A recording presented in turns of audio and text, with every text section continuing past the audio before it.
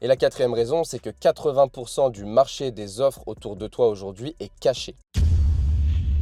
Il y a quelques minutes, je me suis fait la réflexion, quels sont les pires conseils qu'on m'a donnés quand j'étais à ta place en 2014 et qui fait que j'aurais toujours pas trouvé mon contrat aujourd'hui si je les avais appliqués. J'avais la caméra avec moi mais j'avais pas forcément envie de tourner une vidéo, mais je vais la faire quand même parce qu'elle peut être très utile. Pour information, si tu recherches un contrat actuellement et que tu n'as pas envie de galérer pendant 10 ans, j'organise une masterclass dans les jours à venir. C'est un cours d'1 heure et demie où tu vas en apprendre plus qu'en 1 an de recherche sur internet, donc inscris-toi maintenant. Comme je te le disais, en 2014, je débutais dans le monde de l'emploi, je recherchais ma première alternance. J'avais trouvé un stage quelques semaines avant parce que mon père m'avait pistonné, où j'avais été recalé d'ailleurs au préalable.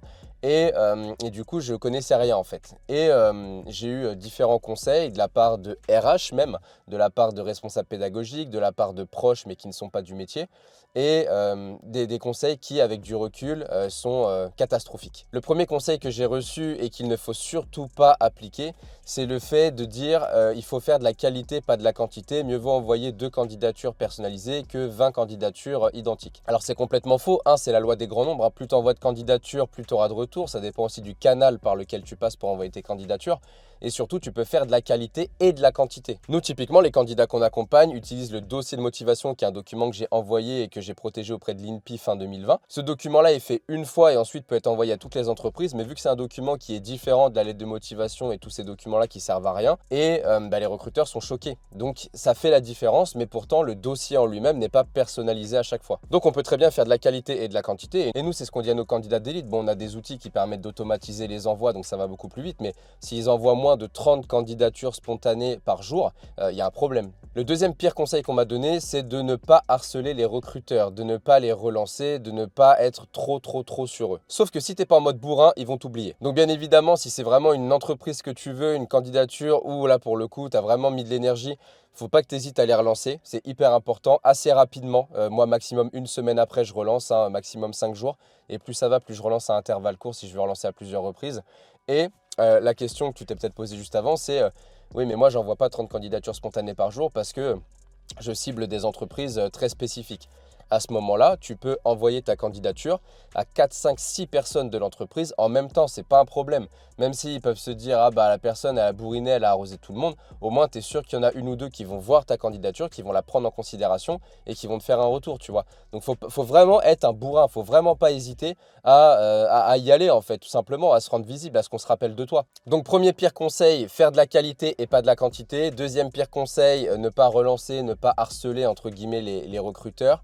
Troisième pire conseil, répondre aux offres en ligne, concentre-toi là-dessus, ça va marcher. Aujourd'hui et encore plus qu'en 2014, répondre aux offres en ligne, c'est la stratégie à arrêter absolument. Et ça pour 4 raisons majeures. La première, c'est que tous tes concurrents font la même chose. Tu regardes tes camarades de classe, tes collègues, peu importe. Tout le monde te parle de Indeed, Monster, Hello Work, etc. Ça, c'est stop. La deuxième raison, c'est qu'aujourd'hui, tous ces sites-là utilisent ce qu'on appelle des ATS, Applicant Tracking System, qui sont des robots qui filtrent ton CV par rapport à l'offre pour laquelle tu as postulé. Donc si ton CV ne matche pas, il est supprimé automatiquement de la base de données et tu as postulé pour rien. Donc concurrence plus ATS. En plus de ça, une offre sur 2 est fake. Les entreprises mettent des fausses offres sur Internet pour faire croire qu'elles sont attractives et d'autres pour continuer à recevoir des CV alors qu'elles ne recrutent pas. Donc concurrence plus ATS plus fake. Et la quatrième raison, c'est que 80% du marché des offres autour de toi aujourd'hui est caché. C'est du LinkedIn, des entreprises qui veulent recruter par leur réseau principalement, d'autres qui ne veulent pas donner d'informations à la concurrence sur leur recrutement, d'autres qui n'ont pas les moyens de payer tout simplement les annonceurs comme Indeed, Hello Work, etc. Donc tu l'as compris, ça fait quand même 4 raisons qui font qu'il faut absolument arrêter de répondre aux offres en ligne. L'idée, c'est donc ici de maximiser la candidature spontanée et d'alimenter un peu comme dans les Pokémon, ton Pokédex, de trouver les adresses mail des recruteurs et d'en faire une base que tu peux entretenir. Le quatrième pire conseil que j'ai entendu, et à l'époque ça pouvait s'entendre, mais aujourd'hui c'est impossible d'entendre ça, c'est que LinkedIn ne sert à rien. À l'époque, on m'a dit ça, que LinkedIn n'avait aucun intérêt, qu'il fallait se concentrer sur les réponses aux offres en ligne. Sauf qu'aujourd'hui, LinkedIn, c'est the place to be. Si tu n'es pas sur LinkedIn, t'es foutu. Plus de 95% des entreprises en France sont sur LinkedIn. Quasiment tous les recruteurs sont sur LinkedIn. Ils viennent systématiquement voir ton profil quand tu postules. Ils viennent voir ton profil pour voir justement s'il y a plus d'informations, s'il est bien construit et s'ils peuvent glaner effectivement d'autres informations à ton égard. C'est aussi sur ton LinkedIn qu'ils viennent chercher potentiellement tes lettres de recommandation, ton CV s'ils ont besoin de le retrouver, un portfolio, un GitHub si tu es dans un métier créatif ou en développeur. Donc c'est vraiment the place to be, c'est ton coffre-fort, c'est là qu'il faut être. Et moi à l'époque on m'avait dit ça sert à rien d'être sur LinkedIn parce que y a personne, c'est juste du m'as-tu vu et ça marche pas.